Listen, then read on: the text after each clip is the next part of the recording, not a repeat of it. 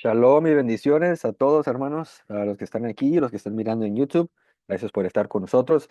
El día de hoy continuamos con nuestra serie que ya hemos venido estudiando por varias semanas.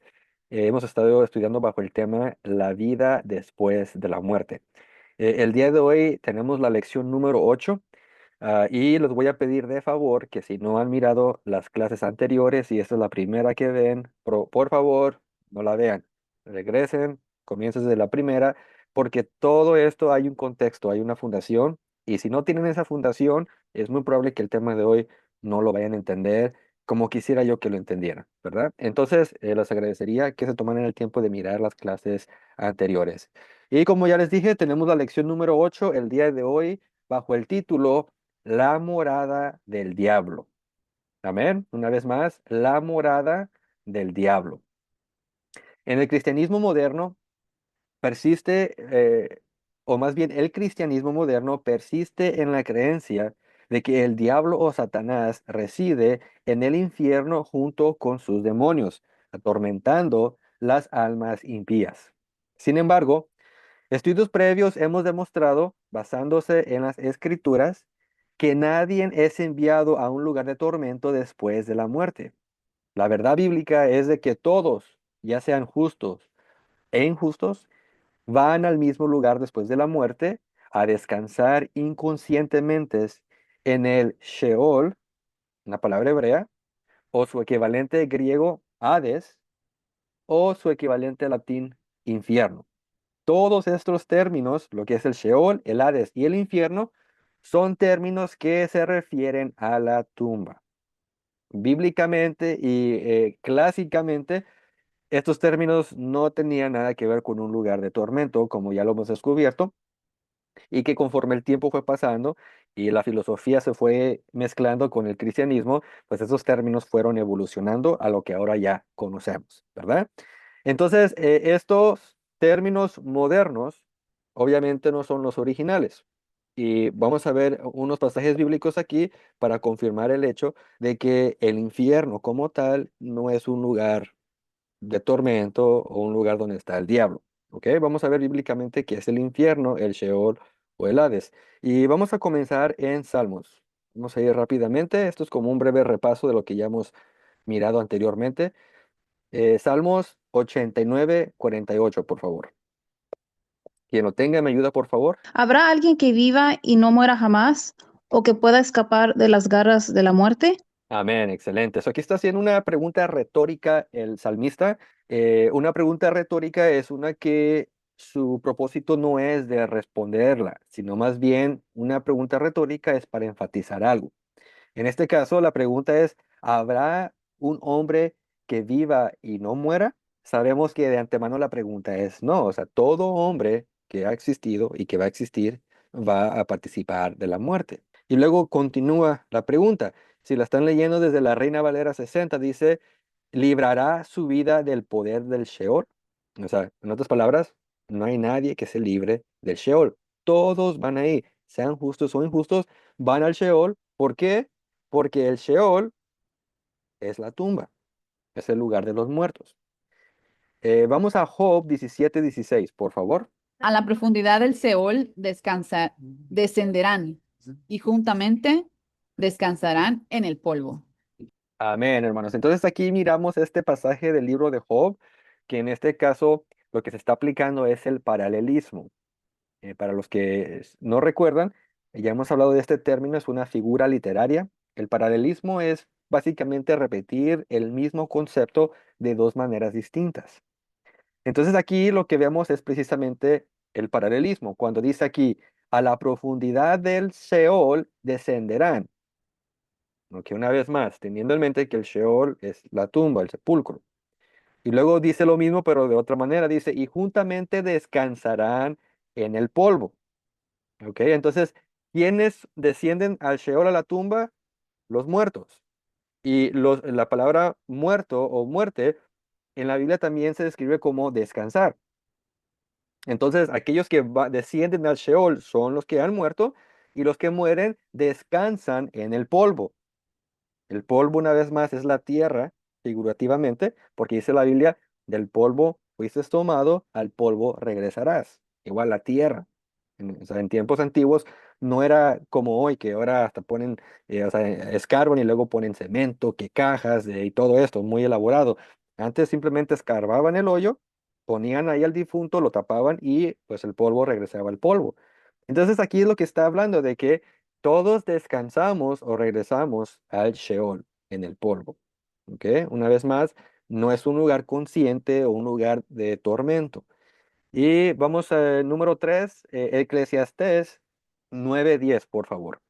Todo lo que te viniera a la mano para hacer, hazlo según tus fuerzas, porque en el Seol, a donde vas, no hay obra, ni trabajo, ni ciencia, ni sabiduría. Amén, hermanos. Entonces, una vez más, un tercer testigo de que todos van al Sheol. Por eso dice aquí el escritor de Eclesiastés, en forma como de recomendación, dice, todo lo que tengas en tus manos, en otras palabras, todo lo que quieras hacer en la vida, hazlo. ¿Por qué? Porque después de la vida, refiriéndose a la muerte, dice, porque en el Sheol, en el Seol, en la tumba, en la tierra, a donde vas, dice, no hay obra, ni trabajo, ni ciencia, ni sabiduría. Y la palabra ciencia en el hebreo es da'at y significa conocimiento, razonamiento. O sea, nadie está consciente en el Sheol porque no hay conciencia, ni sabiduría. Entonces aquí tenemos estos tres pasajes, hay más, y por eso les recomiendo, si no han visto los temas anteriores, que regresen y los vean ahí, donde hemos demostrado que todos los muertos van al mismo lugar, la tumba. Entonces, mi intención con estos tres pasajes es de aclarar que la creencia cristiana moderna de un lugar de tormento inmediato para las almas impías que mueren no está respaldada por la cosmovisión bíblica. En otras palabras, esa idea no es de las escrituras. Y como ya lo estudiamos anteriormente, esa es una idea que viene de influencias filosóficas griegas. Entonces, si el infierno, el Sheol, el Hades, que como le repito, son términos sinónimos equivalentes, si este lugar no hay nadie inconsciente y es el lugar donde van todos los muertos, o sea, la tumba, entonces indica de que la idea de que el diablo o Satanás, junto con sus demonios, residen en un lugar infernal, tampoco tiene sentido desde la perspectiva bíblica. ¿Por qué? Porque el infierno no es un lugar donde está el diablo, no es un lugar donde están los muertos conscientes. Y en este estudio vamos a explorar esta idea. Vamos a ver desde la perspectiva bíblica cuál es el lugar o la morada del diablo y sus agentes de maldad. Porque como le repito, no puede ser el infierno, porque no es un lugar de conciencia. Entonces, ¿dónde está el diablo? ¿Dónde vive el diablo? Y es lo que vamos a hacer con la ayuda de Dios en este estudio. Vamos a responder esa pregunta. Amén.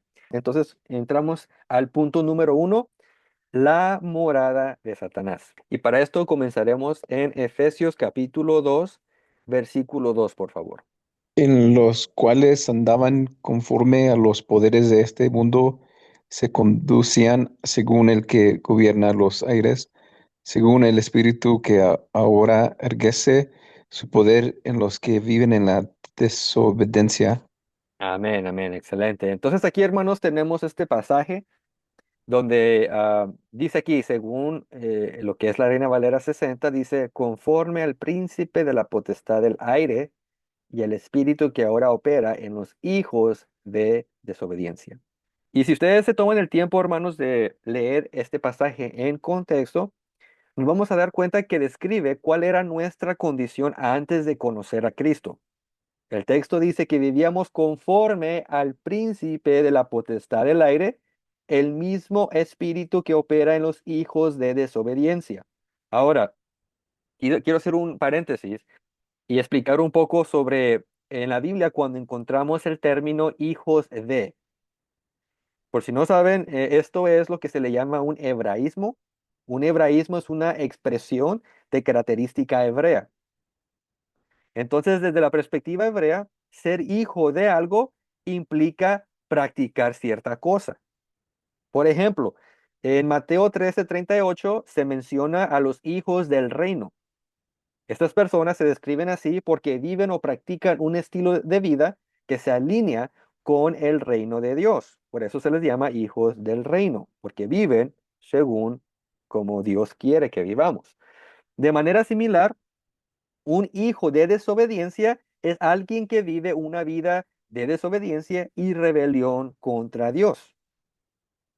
Entonces, eso es lo que estamos viendo en el texto que acabamos de leer de Efesios, que antes de conocer a Cristo, vivíamos conforme al príncipe de la potestad del aire y éramos guiados por el Espíritu que opera en los hijos de desobediencia.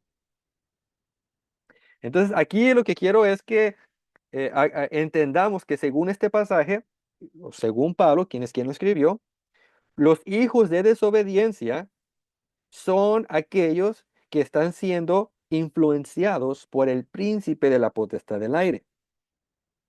Entonces, si logramos identificar cuál o quién es el espíritu que opera en los hijos de desobediencia, podremos identificar quién es el príncipe que opera en la potestad del aire, porque es el mismo. Es la misma entidad, nomás que Pablo lo describe de dos maneras. ¿Ok? Entonces, una vez más, antes de conocer a Cristo, dice que vivíamos conforme al príncipe de la potestad del aire, que es el mismo del espíritu que ahora opera en los hijos de desobediencia. Es el mismo ente, ¿ok? Entonces, por eso les digo, si logramos identificar cuál es el espíritu de desobediencia, automáticamente identificamos el príncipe de la potestad del aire, ¿ok? Ahora, un espíritu es un ser o un ente espiritual. Y la pregunta es, ¿qué ser espiritual opera para influir a que la humanidad desobedezca a Dios? ¿Quién hace eso? ¿Tienen una idea? Satanás. Exactamente. Bueno, pudiéramos responder Satanás o el diablo, que les digo de antemano, concuerdo con esa respuesta, pero la pregunta es cómo lo podríamos comprobar. Porque textualmente en Efesios 2:2 no se menciona el título diablo o Satanás.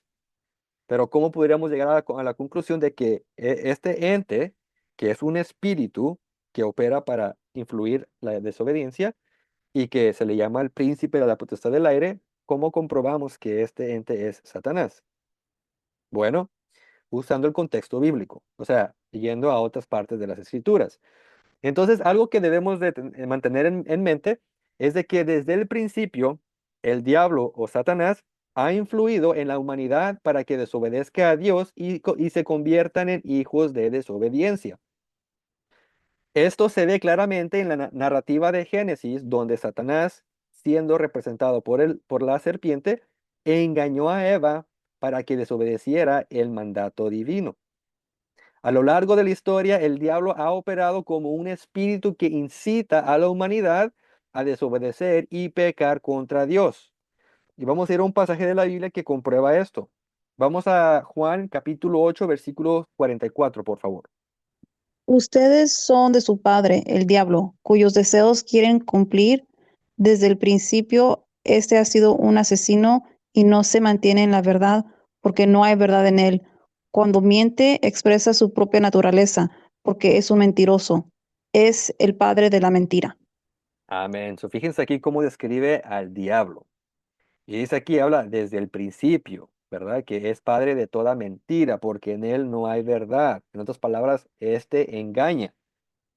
El diablo se caracteriza porque engaña, que es precisamente lo que sucedió en Génesis. Engañó a la mujer y engañó a Adán. Ahora, con esto en mente, volvamos a Efesios 2:2, que es el texto con el que comenzamos. Y en este texto, Pablo menciona al espíritu que influye en los hijos desobedientes, refiriéndose al diablo, quien ha engañado a la humanidad con mentiras desde el principio, llevándola a la desobediencia. Por eso dice el espíritu que opera en los hijos de desobediencia. El diablo no va a hacer que seamos obedientes a Dios. Él va a influir para que nos rebelemos contra su palabra. ¿Con qué fin? Porque la palabra dice que si nos salimos de su voluntad si nos salimos de los mandamientos de la palabra de Dios, entonces la protección de Dios se va. Y eso le da derecho legal al diablo para que meta, como dicen comúnmente, meta su pata o meta su cola. Por eso el diablo quiere que desobedezcamos la palabra de Dios. Pero aquí miramos también que Pablo describe a este mismo espíritu como el príncipe de la potestad del aire.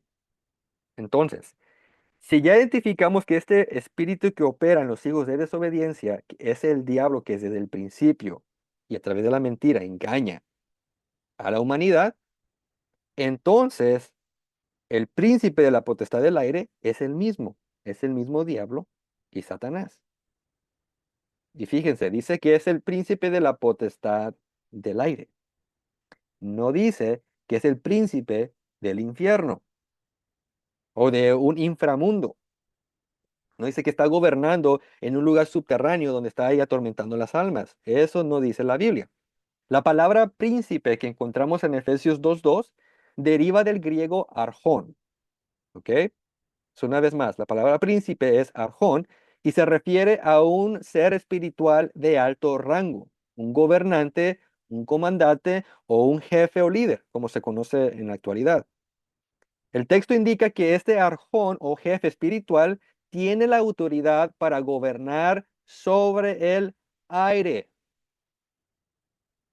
Fíjense bien lo que dice la Biblia, no dice que está en un infierno, es el gobernante del aire. Esto implica que Satanás es el jefe que gobierna sobre el aire y por lo tanto mora en los aires que rodean la tierra. Esta es la morada bíblica del diablo. Vamos a confirmarlo con la Biblia. Vamos a Job capítulo 1, versículos 6 al 7. Dice, un día vinieron a presentarse delante de Jehová los hijos de Dios, entre los cuales vino también Satanás.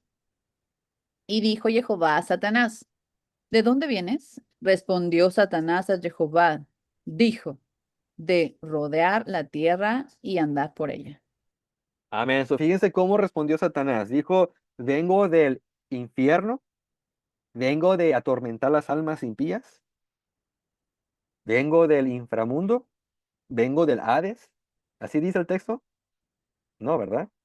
Dice, bien, vengo de rodear la tierra y andar por ella.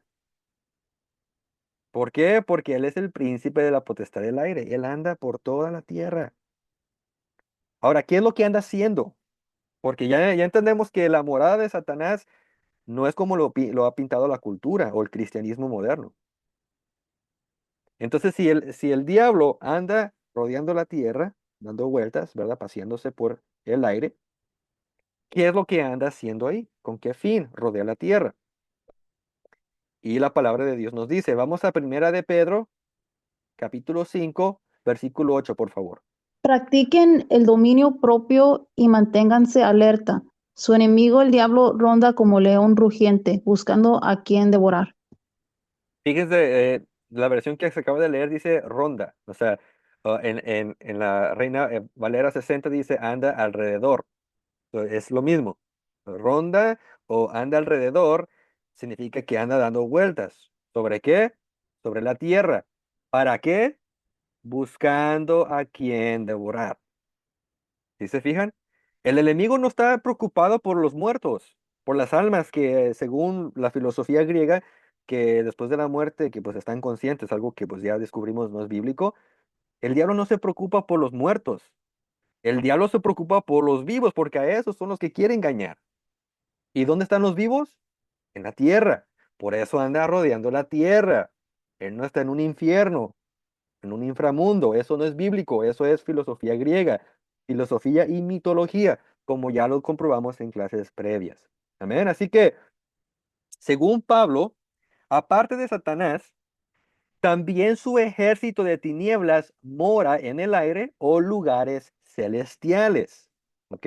Vamos a Efesios capítulo 6, versículo 12, por favor, para que veamos que no solamente el diablo, sino también sus agentes de maldad. Porque no tenemos lucha contra sangre y carne, sino contra principados, contra potestades, contra los gobernadores de las tinieblas de ese siglo, contra huestes espirituales de maldad en las regiones celestes. Amén. Eso sí se fijan aquí donde Pablo aparentemente está describiendo la jerarquía del reino de tinieblas.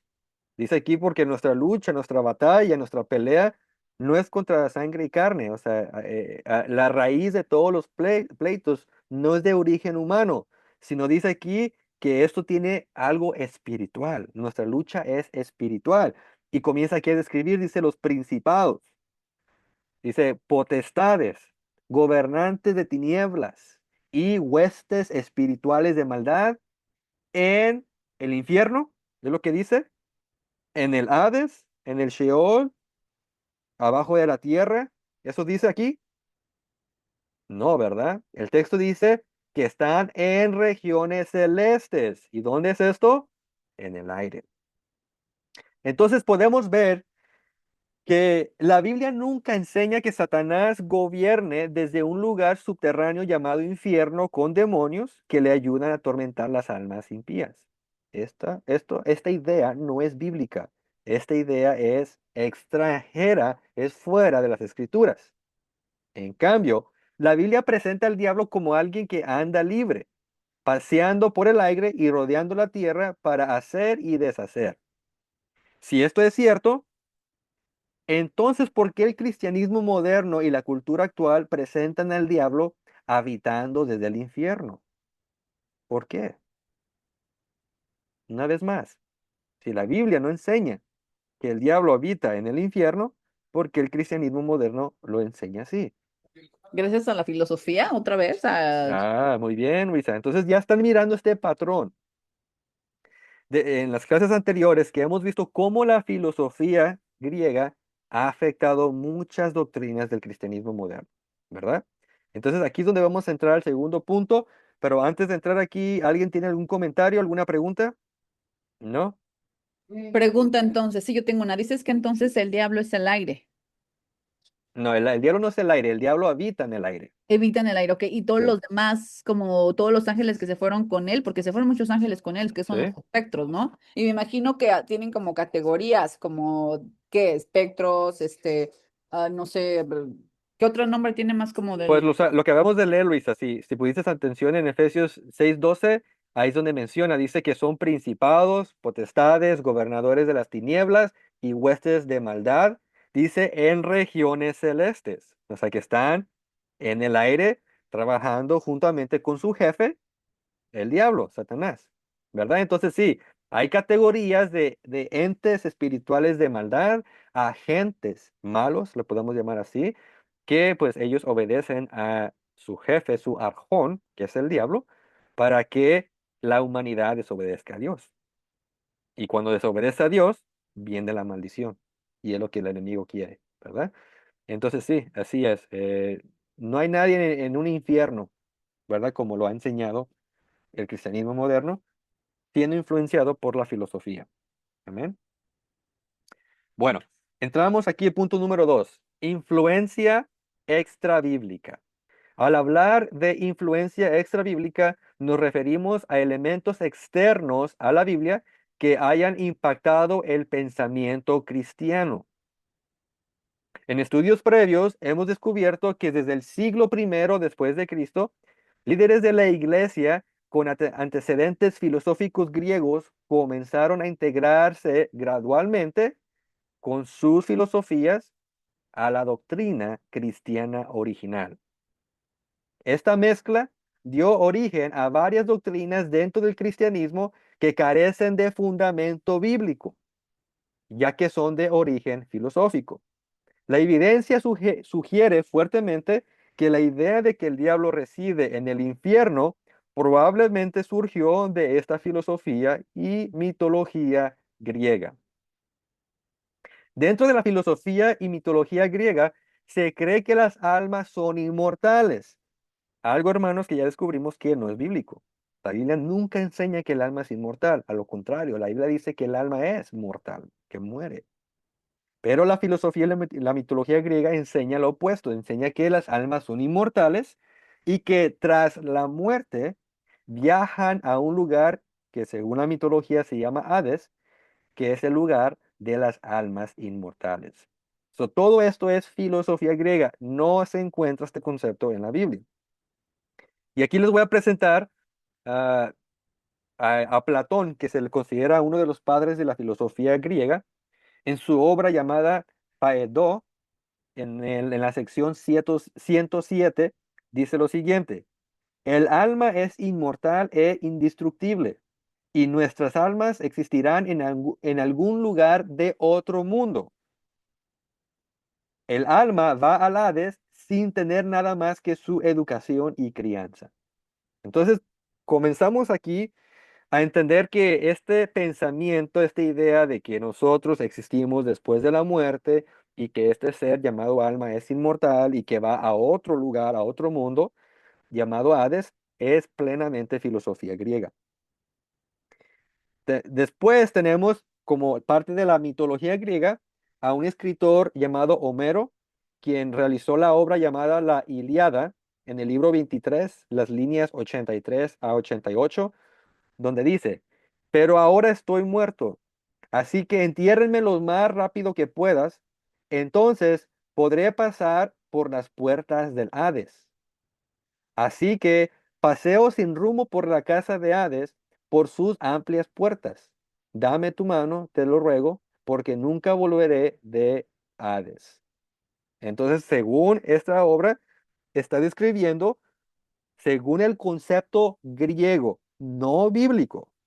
El concepto griego que enseña que después de la muerte está consciente paseándose por las puertas de el Hades. Y después tenemos el mismo escritor Homero en otra obra llamada La Odisea, en el libro 11, en las líneas 70 al 80, donde dice: en casa de Circe, después de haber estado durmiendo, no pensé en usar la escalera larga para volver de nuevo. Así que caí de cabeza abajo del techo.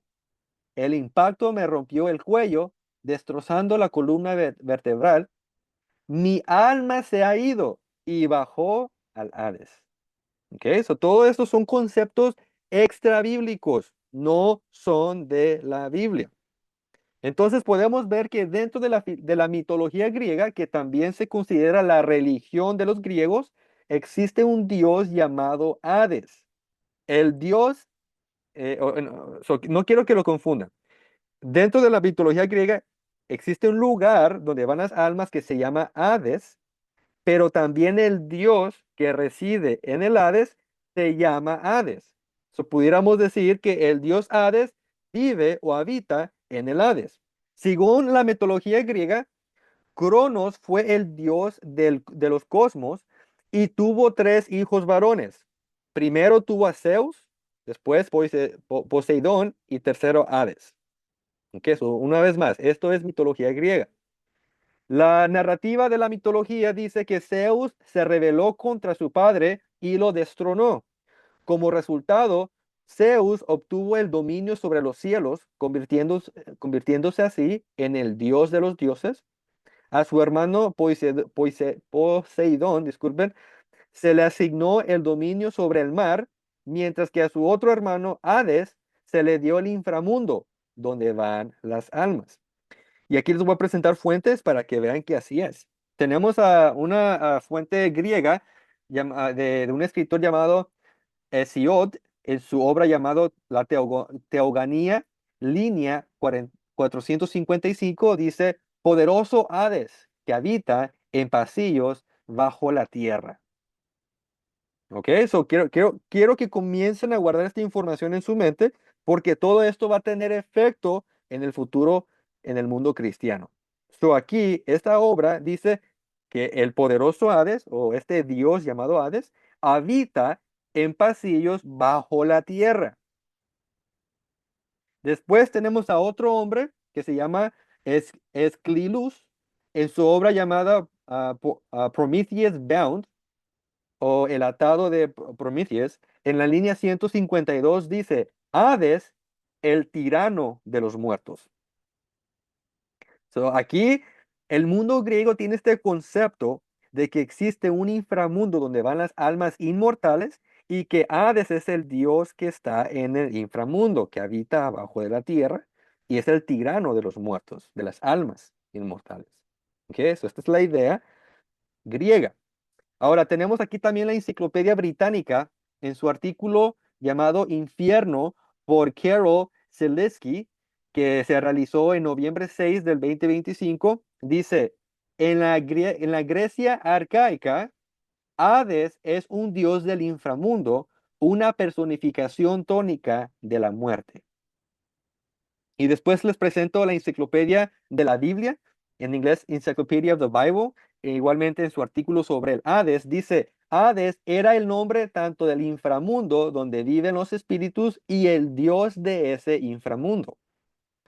Así que con estas fuentes les estoy presentando evidencia desde la perspectiva mitológica griega, no de la Biblia. Quiero que hagan la distinción clara. Esto no es bíblico, esto es mitología y filosofía griega, donde ellos enseñan que el Hades, siendo el lugar de las almas, está gobernado por el dios Hades. Este trasfondo fue crucial para los líderes griegos de la iglesia, quienes comenzaron a mezclar la doctrina bíblica con la filosofía y la mitología griega. Una de estas mezclas de conceptos fue la del dios Hades, el tirano de las almas en el inframundo llamado Hades. Así, poco a poco, la idea bíblica del Hades como la tumba se transformó en el concepto griego del Hades como un lugar de las almas. Esta transformación también permitió que el concepto bíblico del diablo adoptara las características del dios griego Hades. Entonces, hermanos, lo que estamos viendo aquí es de que gracias a la influencia griega, el Hades como la tumba que presenta la Biblia se transformó en el Hades, el lugar de las almas inmortales. Al mismo tiempo, el Hades, eh, o más bien el dios griego Hades, después fue combinado con la idea del diablo y así fue como esta idea fue evolucionando a lo que ahora conocemos como este diablo que reside en el inframundo y que está encargado de las almas impías. Entonces, esa fue la mezcla del cristianismo original y la filosofía y mitología griega. Y para comprobarles esto, les tengo aquí este libro que está buenísimo. Si a algunos de ustedes les interesa el tema, les recomiendo que se tomen el tiempo de leerlo. El autor se llama Jeffrey Burton Russell y él escribió un libro que está en inglés llamado The Devil, o en español, El Diablo. Y les voy a leer aquí unas partes de su libro, desde la página 144 a la página 172. No lo voy a leer todo, nomás ciertos pasajes. En la página 144 dice lo siguiente. La religión, la leyenda y las mitologías griegas produjeron así una serie de conceptos y símbolos que influyeron en la configuración del concepto del diablo. Este escritor está confirmando la teoría que les estoy presentando, que la influencia griega afectó el concepto que ahora tenemos del diablo. Más adelante en la página 145 dice, fue Platón quien que con su gran impacto en el pensamiento cristiano fue más influyente en el desarrollo del concepto del diablo. Aquí está explicando el autor que Platón, uno de los padres de la filosofía griega, tuvo un gran impacto, un papel grande en el desarrollo del concepto del diablo. Fíjense las influencias de dónde vienen. Después, más adelante, en la página 169 del mismo libro, dice, al influir en Platón y en las escuelas filosóficas posteriores, el dualismo griego fue de enorme importancia en la formación de las últimas concepciones judías y cristianas del diablo. Una vez más, este experto en el tema está confirmando que tanto Platón como la mitología tuvieron que ver con nuestro concepto del diablo. Finalmente, en la página 172 dice, también fueron influentes Hades, el dios, y Hades, el lugar del castigo. El dios Hades, al principio un espíritu sombrío del inframundo, se convirtió en juez de los muertos y comandante de una fuerza de espíritus cuyo trabajo era atormentar a los condenados. Este concepto aliado con el concepto judío tardío de Gehenna, fundó la base del infierno cristiano sobre el que el diablo preside en su trono. Todo esto, hermanos, podemos ver que según la investigación de este autor llamado Russell, él confirma que la filosofía platónica influyó mucho en los padres de la iglesia, lo que llevó a la evolución del concepto del diablo moderno.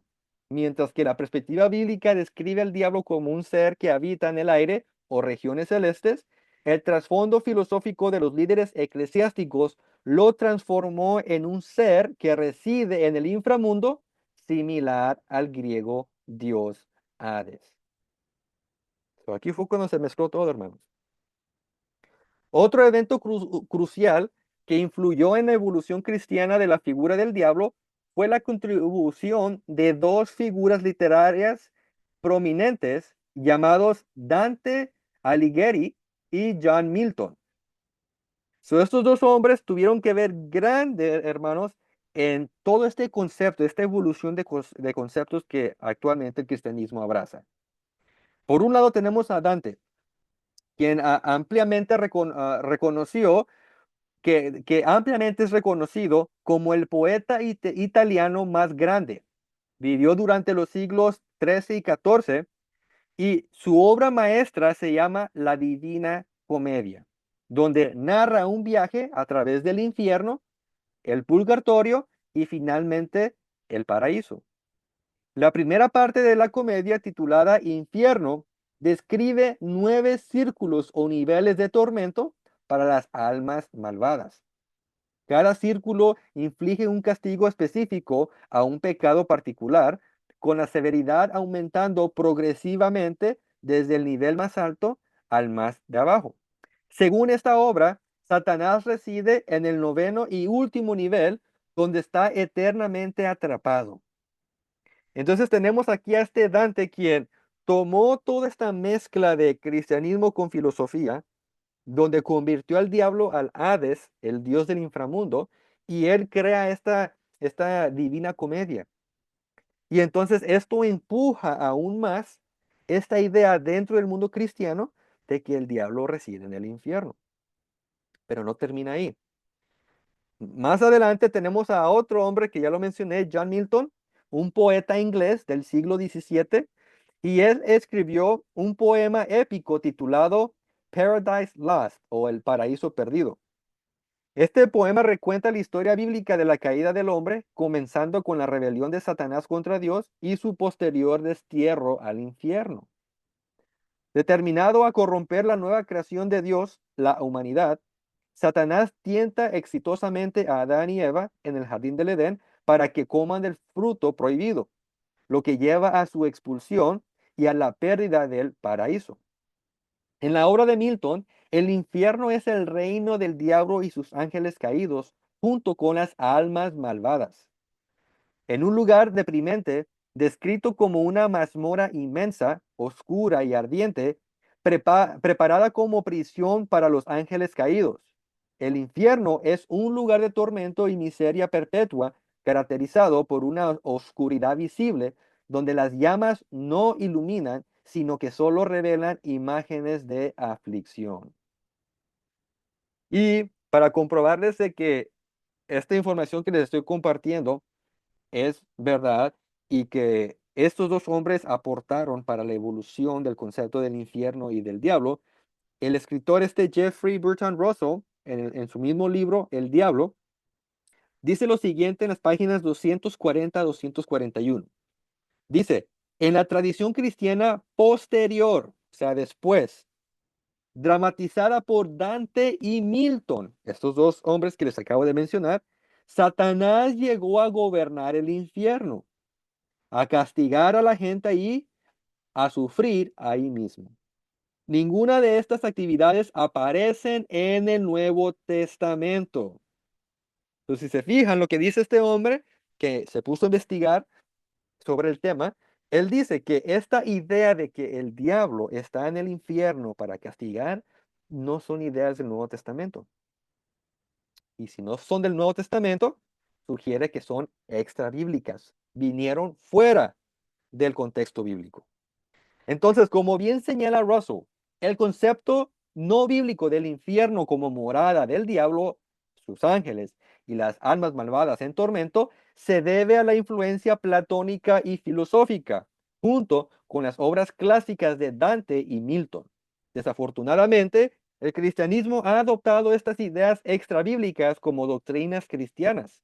Por lo tanto, es incorrecto asumir que el infierno es la morada de Satanás, ya que la Biblia no enseña esto. Continuando, este mismo escritor, Russell, en la página 241 dice, uno erra al reintroducir en el cristianismo primitivo las nociones de Dante o Milton siglos después. Lo que significa esto es de que será un error para nosotros tomar estas ideas que formularon Dante y Milton y querer regresarlas al Nuevo Testamento y interpretar el Nuevo Testamento según lo que estos hombres se inventaron. O sea, no tiene lógica, pero lamentablemente es lo que el cristianismo moderno está haciendo. Entonces, hermanos, entramos en el punto número 3. Satanás pierde su morada celestial. Hay un dato crucial sobre la morada celestial de Satanás que es temporal. ¿Ok? Entonces, aunque el diablo es el príncipe de la potestad del aire, no siempre va a estar ahí, porque es temporal. Las escrituras del Nuevo Testamento profetizan que en un futuro Dios le revocará el acceso y la morada celestial al diablo. Vamos a ir al libro de Apocalipsis, capítulo 12, versículos 7 al 9, por favor. Dice, sí, eso se va a ir. Dice, después hubo una gran batalla en el cielo. Miguel y sus ángeles luchaban contra el dragón y luchaban el dragón y sus ángeles, pero no prevalecieron, ni se halló ya lugar para ellos en el cielo. Y fue lanzado fuera el gran dragón, la serpiente antigua, que se llama Diablo y Satanás, el cual engañaba al mundo entero. Fue arrojado a la tierra y sus ángeles fueron arrojados con él. Amén, hermanos. So, fíjense aquí lo que dice. Según el escritor de Apocalipsis, dice que va a haber una gran batalla en el cielo. ¿Ok? Ahora, un detalle que quizás ustedes pudieron ver, dice, y hubo, o sea, en sentido pasado. Esto es una característica que miramos en la escritura bíblica cuando habla de profecías. Aunque no han ocurrido, lo mencionan en sentido pasado, porque en la cosmovisión de Dios no hay tiempo. O sea, para Él vive en eternidad, para Él lo mismo es el pasado, presente y futuro. Entonces, cuando Dios está revelando algo que va a suceder en el futuro dentro de nuestra dimensión, para él ya ocurrió. Y muchas de las veces se habla en sentido pasado, aunque no ha ocurrido. Entonces, esto es un ejemplo de este principio que les estoy mencionando, donde dice hubo en sentido pasado, pero sabemos que va a ocurrir en el futuro. Dice, hubo una gran batalla en el cielo. Recuerden, el cielo es la morada de Satanás y sus ángeles. Y dice aquí que hubo esta lucha, esta batalla, y que el dragón, que lo identifica también como el diablo y Satanás, perdió. Y por este motivo dice que ya no se halló lugar para ellos en el cielo. En otras palabras, se le quitó el acceso. ¿Y a dónde se va? Dice aquí, fue arrojado a la tierra y sus ángeles fueron arrojados con él. Entonces aquí nos está enseñando que en un futuro, cuando ocurra esta batalla, se le quitará el acceso del cielo, de las regiones celestes, y ahora solamente podrá operar en la tierra. Vamos ahí mismo en el capítulo 12, pero más adelante en el versículo 12, Apocalipsis 12:12. A ver qué dice ahí. Dice, por lo cual alegraos, cielos, y los que moráis en ellos. Ay de moradores de la tierra y del mar, porque el diablo ha descendido a vosotros con gran ira, sabiendo que tiene poco tiempo. Amén. Una vez más confirma lo mismo de que fue destronado y ahora su morada será en la tierra. Entonces, esto es lo que miramos según el testimonio de Apocalipsis, donde dice que después de perder la guerra celestial, el diablo o el dragón será arrojado a la tierra y que se convertirá en su nueva morada. Consciente de que su tiempo de libertad se está agotando, se levantará con gran furia contra los habitantes de la tierra. Apocalipsis también profetiza que llegará el día en que Satanás será encarcelado por 1000 años durante el reinado milenal de Cristo sobre la tierra. Este periodo de 1000 años será una era de paz y armonía bajo el dominio de Cristo y el diablo estará encarcelado. Vamos a Apocalipsis 20, del 1 al 3, por favor. Vi un ángel que descendía del cielo con la llave del abismo y una gran cadena en la mano, y prendió al dragón, la serpiente antigua, que es el diablo y Satanás, y lo ató por 1000 años, y lo arrojó al abismo, y lo encerró, y puso su sello sobre él, para que no engañase más a las naciones hasta que fuesen cumplidos 1000 años, y después de esto debe ser desatado por un poco de tiempo. Amén. Entonces aquí miramos, hermanos, que después de 1000 años de prisión, el diablo será liberado del abismo por voluntad divina para que una vez más engañe a las naciones. Al concluir su nueva libertad, será finalmente arrojado a su destino final y castigo en el lago de fuego, también conocido como Gehenna. Vamos finalmente a Apocalipsis 20, versículo 10. Acá lo tengo. Y el diablo que los engañaba fue lanzado en el lago de fuego y azufre, donde estaban la bestia y el falso profeta, y serán atormentados día y noche por los siglos de los siglos. Amén. Excelente. Gracias, hermana. Entonces aquí confirmamos el hecho de que al final del tiempo, la morada de Satanás concluirá en el lago de fuego. Entonces, hermanos, en conclusión, en este estudio hemos descubierto que la morada verdadera de Satanás, según las Escrituras, no es el infierno. Aunque el cristianismo moderno, que ha permitido la influencia filosófica, den como creencia doctrinal que el diablo mora en el infierno juntamente con sus ángeles, la Biblia revela que él reside en el aire y en las regiones celestes en conjunto con sus agentes de maldad. Finalmente, el diablo recibirá su parte en el lago de fuego, pero no hasta que el tiempo final designado por la voluntad de Dios se cumpla. Amén.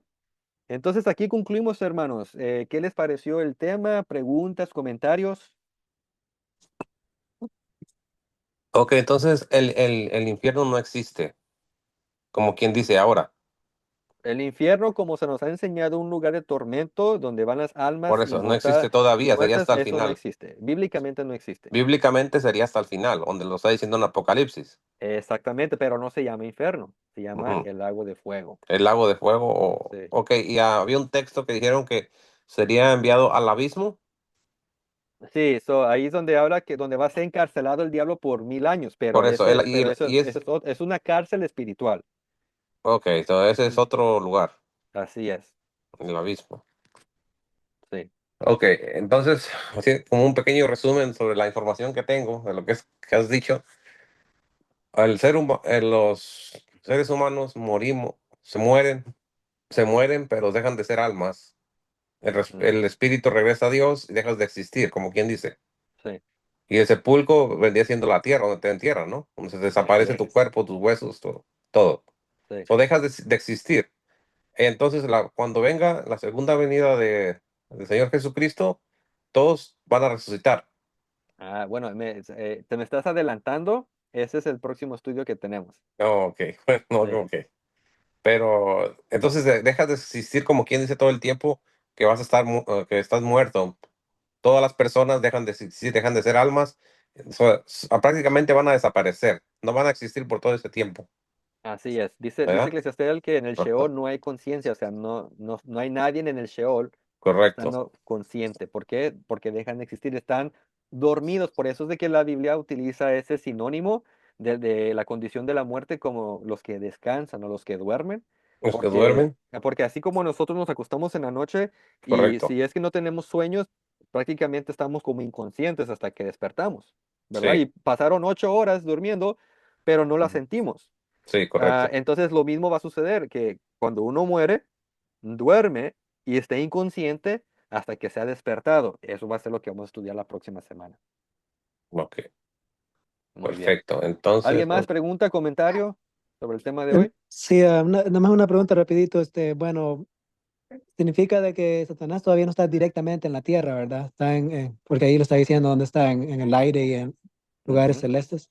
así Entonces, es. cuando sea lanzado a la tierra, entonces se va a materializar, o sea, lo podríamos ver nosotros porque está como visible a nuestros ojos, pienso que quiere Bueno, pues decir. ya ese punto la Biblia no describe, o sea, si es que va a estar visible o se va a materializar. Obviamente, de que puede suceder, puede, porque así como los ángeles se han materializado y han interactuado con la humanidad, al punto de que aún el apóstol Pablo dice que algunos de nosotros hemos hospedado ángeles sin saberlo.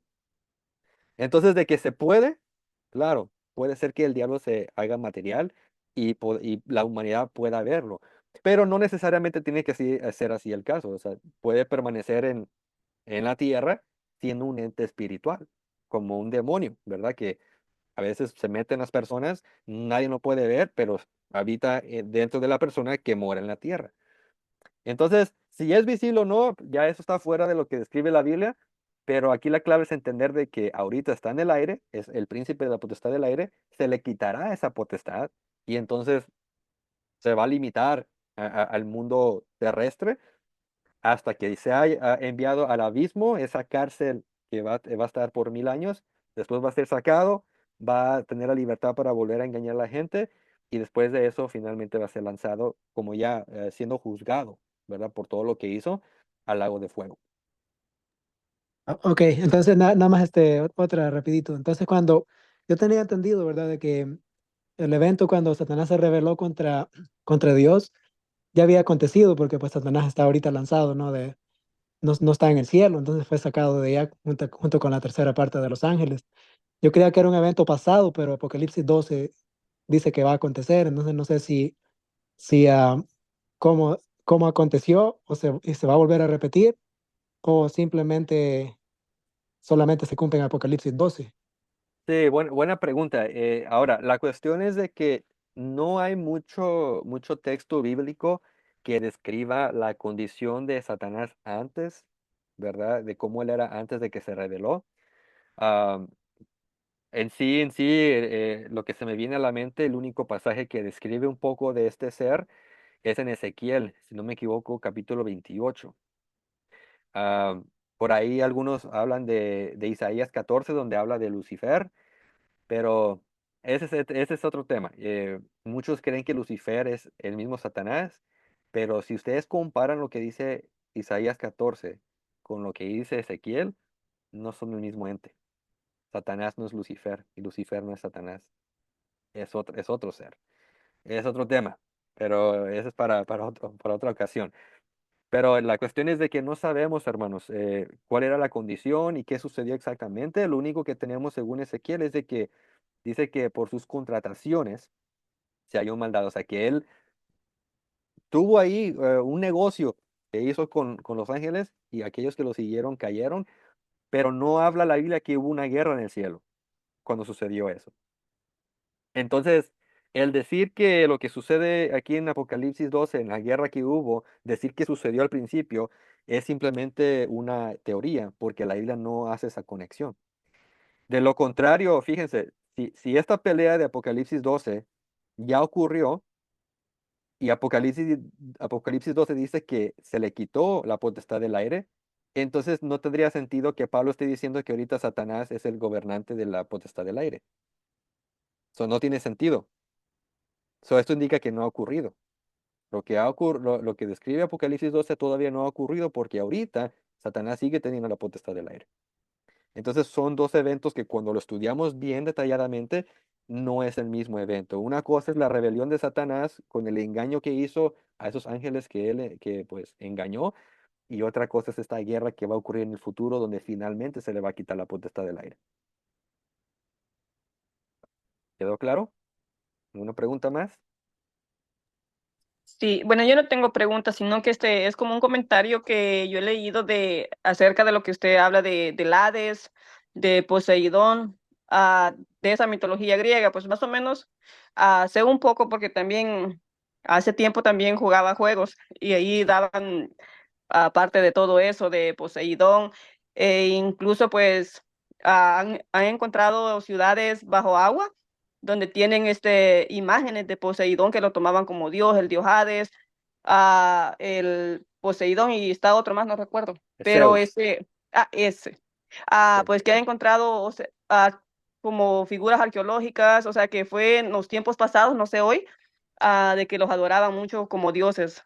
Y sí, eso implica pues de que, o sea, lo han cambiado en el cristianismo, ya se cambió a otra cosa como, o sea, que ya no lo hacen como dioses que, ¿cómo le quiero decir? Como antes, sino que pues ya ahora, o sea, lo ven como bíblicamente, pues de que sí existe y es algo pues que no tiene sentido, la verdad, por mucho que se le quiera buscar bíblicamente, pues no tiene sentido ese fundamento bíblico que ellos toman, porque pues conocemos personas a nuestro alrededor de que pues tienen esa mentalidad y no es fácil tocar ese tema. claro. Así es, hermano. Sí, muchas de las cosas de la filosofía y mitología griega se han cristianizado, como lo hemos estado mirando, y mucha gente no sabe que ese es el trasfondo. Y debaten y pelean que sí, que es bíblico, y simplemente lo hacen desde una posición de ignorancia, porque si supieran toda esta información que yo les he presentado, creo que la mayoría de ellos reconociera que estas creencias cristianas modernas no tienen ningún fundamento cristiano o bíblico, ¿verdad? Pues entonces, hermanos, vamos a concluir el día de hoy. Quiero agradecer a los que están aquí presentes y a los que están viendo la grabación de YouTube. Igualmente agradecerles por el tiempo que están con nosotros. Espero que esta enseñanza haya sido de edificación. Y todo lo que les acabo yo de mencionar hoy, estúdenlo por su propia cuenta. No nomás lo crean porque yo se lo estoy dando. Hagan la investigación así como yo la hice y descubrí toda esta información, ustedes lo pueden hacer también. Amén. Gracias a Dios que vivimos en esta era tecnológica donde toda la información está aquí, es simplemente invertir el tiempo. Y todo, por eso es que cuando yo doy citas aquí, fuentes, les digo quién lo dijo, en qué obra, en qué página, para que ustedes hagan su tarea y confirmen lo que les acabo de enseñar. Así que, por todo esto, hermanos, muchas gracias por estar con nosotros. Gracias por el tiempo de estar aquí y cualquier preguntita pueden anotarla, pueden ponerla en los comentarios y las vamos a estar respondiendo en una clase futura. Les doy nomás en resumen que la última clase de esta serie va a ser precisamente tocando ciertas preguntas que tienen que ver con el tema. Por ejemplo, ¿qué pasó con el Enoc? ¿Qué pasó con Elías? Que según ciertas interpretaciones dicen que no murieron. Ah, pero la Biblia dice que todos mueren, que no hay ningún hombre que escapará de la muerte. Entonces, ¿cómo están estos asuntos, verdad? Vamos a ver todos esos temas bien interesantes, así que no se pierdan. Cada semana estaremos aquí con ayuda de Dios. Amén. Así que Dios me los bendiga. Shalom.